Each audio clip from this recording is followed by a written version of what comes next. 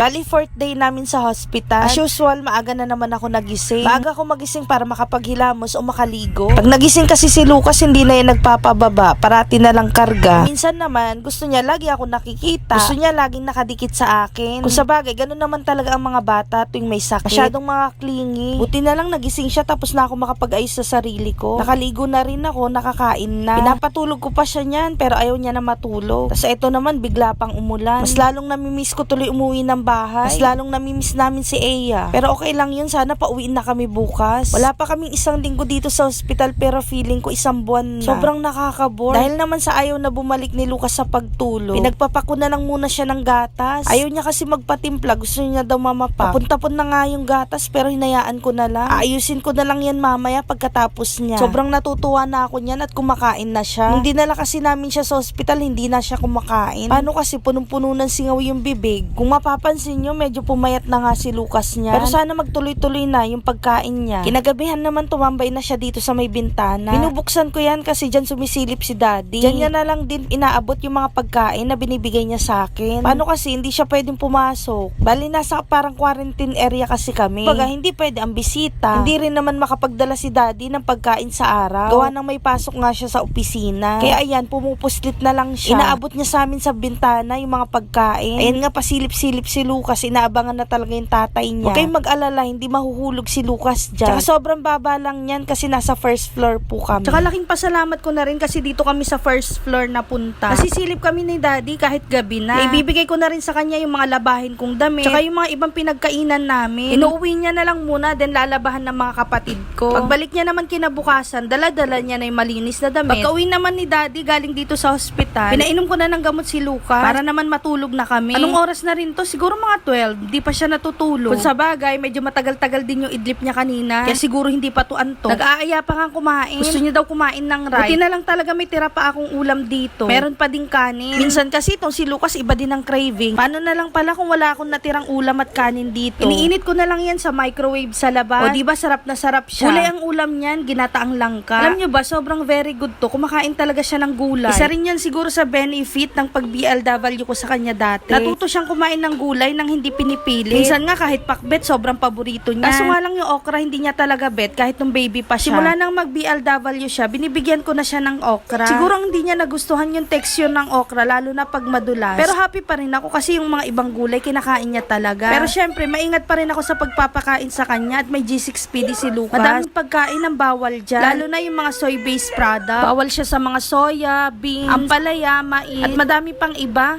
Kaya talagang bantay yung mga pagkain niya.